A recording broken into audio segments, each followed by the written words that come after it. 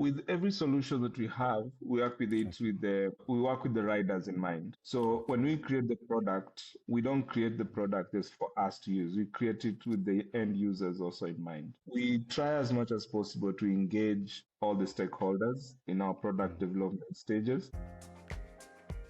My name is Bruce Muhanji, and I'm the host of the Nairobi Dialogue podcast. And today's conversation, I'm joined by Habib Lukaya, the ROM's country manager, and we'll be discussing about the role of the ROM e-mobility company in disrupting the mobility sector in Nairobi, Kenya, by simply electrifying them. So, Mr. Habib Lukaya, welcome to the conversation, and how are you? Thank you very much, Mohanji, and I'm happy to be here to share what the progress that we have been making at ROM. To clarify something, the only introduction I have of you, it's only saying that you're the ROM's country manager. Is there any introduction that you can actually give to the audience to understand who Habib Lukaya is, apart from being the country manager and what that role entails? Yes, this is where do I begin? I have quite a journey. So I'm passionate about building system and product that solves real world problems, especially when it comes to sustainable transport and renewable energy sectors. At ROM, I've been privileged to lead general operations. I started off as a product manager at ROM, building charging infrastructure, and then now took over into operations, managing the field division for ROM, that is the customer-facing segment of the business that entails after sales, charging, and also the sales team. Okay. And now I have the responsibility of scaling those operations across the country as the country manager.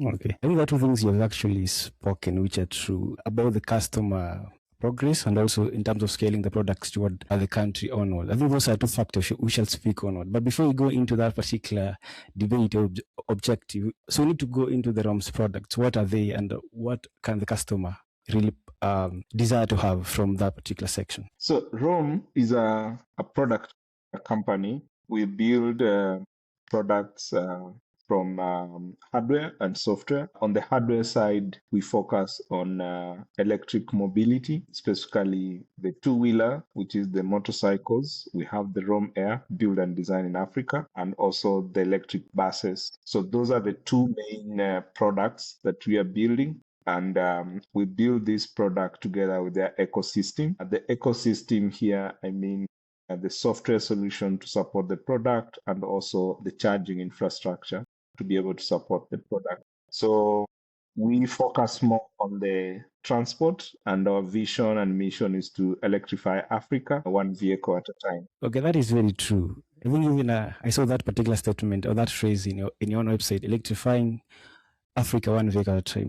It's certainly the truth, but there's always a reality that confirms that particular aspect. There's a lot of, let's say, motor sector that actually using the combustion engine, that is the fuel, compared to the e-mobility sector. Is there a challenge to that particular notion of actually scaling up your perception in the market right now? Yeah, there are challenges. If you take the route that ROM chose, of course, there will be a lot of challenges. First, let's understand how the company has been set up. We are fully a manufacturing company, meaning we are in control of our downstream and upstream, which requires a lot of capital investments. So one of the biggest challenges for us is capital investment. We invest heavily on the skill and the tooling aspect before we even get the vehicle on the road. Considering now that we have we are in the process of migrating and building local supply chain.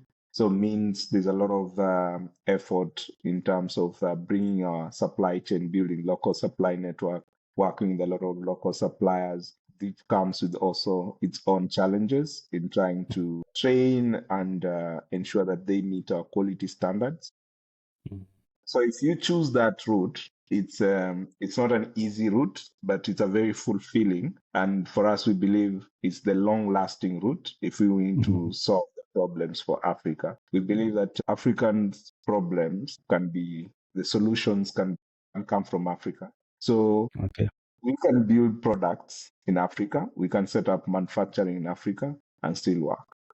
Despite the challenges, we still continue to push on. Some of these challenges might include just ensuring there's enough capacity Yes. to be able to help us scale as fast. And the capacity also goes back to capital. We have policy challenges where there's still the policies lagging behind in supporting local manufacturers. You find we are moving too fast than the government is moving. So those are some of Yes. the challenges. Okay. Private sector is a little bit ahead of time. The Mm. government is playing catch up, but we see there's progress. Despite the challenges, there's been progress in supporting local manufacturing in Kenya. Okay. There's a lot of topics you've actually spoken about, and it's a lot to capture. But I'll talk about the jobs and how you've created the jobs around Africa. Because you're talking about the hardware side and software side, which is the most main job that actually offering to the Kenyans, apart from maybe even purchasing that particular vehicle or the motorcycle and being an Uber driver, being a Bolt driver, or even being the bus driver. What is the current job you guys are offering in terms of the software part or the hardware part? Yeah, so we create opportunities and create jobs upstream and downstream. So on the upstream side, we are creating jobs through supply chain, our suppliers. So right now we have 30% of our bikes, that is the ROM Air, build components sourced locally. So this translates to us creating opportunities, and these are meaningful jobs in different companies. We are working with over 70 suppliers. 30% of these suppliers are locally here. So we're creating jobs. The moment we send a part or a component to be manufactured through another company or through another supplier, they have to create opportunities for people to come and fill in and be able to supply to us. So we create jobs upstream. And also, we also create jobs internally. We have people, engineers working locally with us. From as it is, we have a staffing of around 290 now. 30% of these are women, 98% are youth. So we have a diverse community that we are creating jobs for in different fields, ranging from engineering, production, battery technology, software. And then we also have client facing, the people working at our charge stations as charge station operators. We have after sales technicians, and these now the downstream now, where now the product itself also creates employment. As you have known that Kenya, the border sector is now very booming with the ride hailing, deliveries, and everything. So everyone who finishes school, most graduates who don't have formal employment get a border as their first job to be able to make a living. So we're creating jobs downstream and also upstream. So that's how we're actually contributing to the economy. And we did a research a few years ago.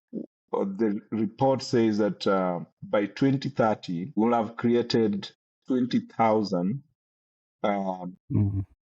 20,000 indirect jobs. Mm-hmm. One job at Rome creates like 200 more jobs indirectly. I think that is very impressive. I think if you look into the unemployment side in Kenya, it's likely almost 4 out of people who came from the university graduates or they graduate actually are lacking job.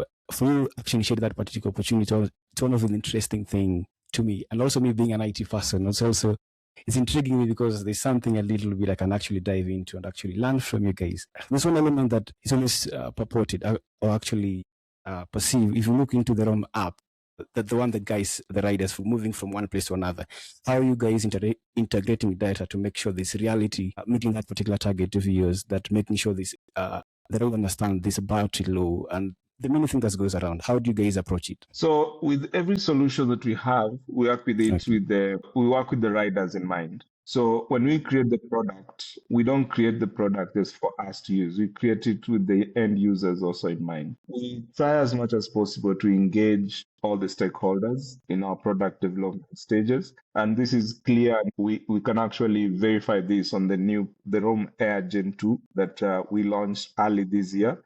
Okay. It has been performing very well, and these are products that was actually co-designed by the end users. And these are border riders who are able to have conversation with them, find out what they really want, how they use the bike in terms of the use cases.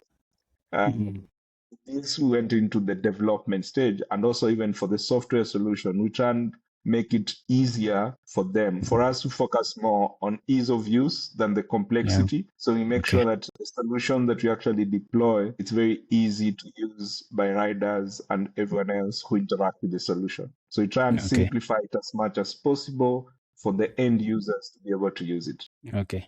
So in terms of support, are you guys available on reach, or it's something that actually fluctuates over time? When you call somebody in the support, they're not available. But I think it's very interesting, because the first time I actually approached you guys, it was through WhatsApp, and you guys responded immediately. I think your support basis, it's always impactful. But the next question, which I want to tackle, it's about your expansion projects towards, let's say, meeting the market's demand of Kenya. Because on our website, the first thing that you actually read was you guys have partnered with Bolt, Uber, but you haven't partnered with, let's say, like the real food industry. For example, if you look into Nairobi itself, there are major hotel companies, for example, let's say like the Java themselves, they internally depend on their fleet team to provide that particular service. How are you going to guys approaching that particular aspect rather than just deploying it on the Bolt sector and the Uber sector? Yeah, so first I'll just reiterate on support. We are very prompt and very reachable. Okay, good. We have a call center that is very responsive, 24 hours, 7 days a week. Our team is always really available to support riders online, and also in our charging stations that are scattered across the city. They're able to access services promptly. Using the app, riders can also be able to raise tickets, get responses from the ticket directly. That's one way of us be able to make sure that we are reachable and available for support for these riders and for every user of our product. When it comes to the market reach and expansion, we try and partner with everyone. So we have partnered with ride-hailing companies like Uber, Bolt. We're now also partnering with commercial institutions, MFIs, to be able to make the product accessible. We understand that the cost of acquisition is still high when it comes to electric vehicles. However, the MFIs that we try and bring on board, we make sure that they can be able to provide this product at affordable rates and with the affordable premiums. So we make it easier even for guys who just want to do deliveries, they can be able to come. So we're not just targeting large fleet owners, we're also targeting small business owners. So people who are looking into start a delivery business, they want only 5 bikes to start. We have bikes that are packaged that can actually serve them. We give them access to all the bikes they have, all the bikes that we build. The Roam Airs comes with the telemetry platform that you can be able to monitor where your bikes are. You can be able to know the speed they're going at.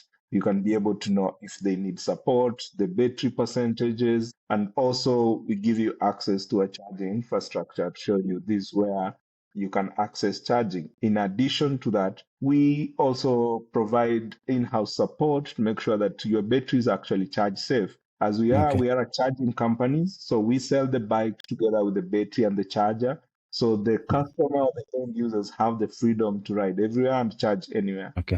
I think that is very interesting. In terms of affordability and how guys have approached it, I think if you also guys dive into that particular sector, which I've actually mentioned, the direct market is always on the delivery part. Some years ago, I actually dealt with the fleet team, for example, and the most challenging part is acquiring those particular spare parts. For example, fixing that particular asset. How are you guys addressing it? Is it really affordable? Is it expensive for the local rider who's using, let's say, the ROM asset? How is it done? So the beauty about our product, one of the main platform and why we're actually doing this here locally, it's because of the repairability aspect. We've built the product and the bike on the platform of repairability to make it easier for anyone to be able to repair it. So one way is that we have made it easier for it to be compatible with any motorcycle component. So the motorcycle industry in Kenya is fairly mature if you look at the petrol side.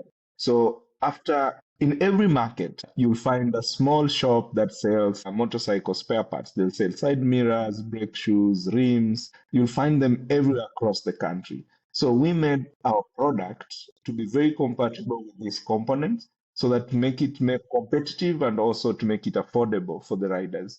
So we don't lock them to only come to us for spare parts. We give them the freedom. You can actually customize your product or your bike based on the component that you want. If you want an OEM rim from Rome, we'll still be able to provide you at a competitive price, similar price Yeah. to what you get in a roadside shop. So that's making it possible for people to buy our bikes in Nairobi and use them in Kisumu, where we don't have a formal location this year, but we're looking forward to opening up these locations next year. So our bikes are scattered across the country because of the repairability aspect. We have the brake shoes compatible with whatever brake shoe that is available for the ICE bike. The side mirrors are compatible, the rims are compatible. So it makes it much easier for us to be able to focus in scaling and building the product, and reduces the dependency for the end user coming back to us now and then for spare parts. Okay.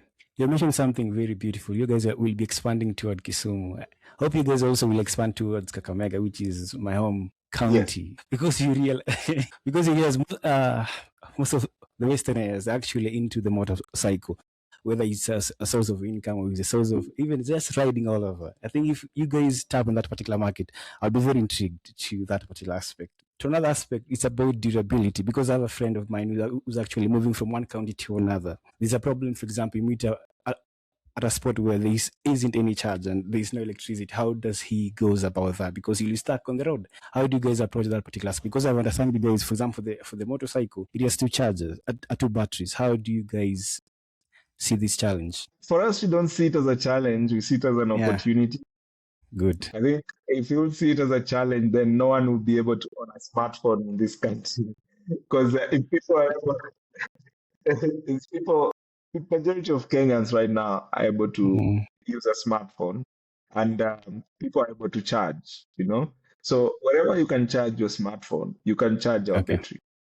So okay. there's no limitation where you can charge. You can charge Mm, any location. So when it comes to charging, we don't see it as a yeah, problem, especially in Kenya. The batteries, one battery can give you a range between 80 to 100 kilometers, and two batteries gives you between 160 to 200 kilometers. And all this is going to alert you the same way your phone will let you know that your battery is running low, is the same way your bike will be able to show you that you're actually running low on power. So this gives the rider an opportunity to be able to stop and do a quick charge. So you can even stop as you eat your mandazi in this at a shop or a kiosk and charge your yeah, battery and continue their journey. So we are not restricting, we are not locking anyone in an ecosystem whereby you have to come to us for us to charge your battery. The battery can also be charged through solar. Right now, you see people in Western, people in other regions are now, going off grid, having solar home systems in the house. So wherever you can charge your phone, basically, you can charge the battery. So that okay. is not a problem that we currently foreseeing to have. Actually, that is a good answer. I was just actually asking for a friend who's stuck. Can I just buy a ROM bicycle right now? And then I said, yes, you can. But now you have an answer. I think he will actually buy it. Uh, I'd like to actually to end this conversation. And on this note, what was the main challenge and what was the main, let's say, perspective that made you change in the year 2025 as a company? This year has been very challenging, especially for manufacturers. It has been very difficult for us as manufacturers, especially in electric vehicle, to be able to push through because adoption is just picking up and the demand is higher than what we can supply. The challenge that we have had this year is try to meet our demand. Yeah. And with the adoption growing, that's the biggest challenge we had to overcome. We are very fortunate and glad that some of our even partners had put longer pre-orders. So we sold out everything we produced this year. Now we're looking into how do we produce more because we had capped our production capacity based on the working capital we had, but we are in the tail end of closing out our Series B funding, which will be able Okay. to help us unlock more working capital for scaling up our production. We also opened up the community to be able to invest with us through a crowdfunding, which picked up very well and still ongoing, and it's now in the further stages for people who had already shown interest to support the company. This just shows you what community we have actually built, that they have built confidence in the product, that they are willing to actually invest in it alongside the institutional investors. This is something very new, something never happened. Usually Yeah. happens in other countries in the West, but not in Africa. But that's a vote of confidence for us to see that our communities are also willing to line up with institutional investors to be able to invest in the company that is actually based in Kenya. Okay. On that note, thank you, Habib Lukaya, for passing by and actually educating us on how the ROM as a company has been and how it's grown and what the challenges and what the problem, and you've learned something. I think more people will actually come to you as investors. The right is, I think, Kakamega, you guys should actually try to tout that particular market. Thank you for your time, and let's say bye.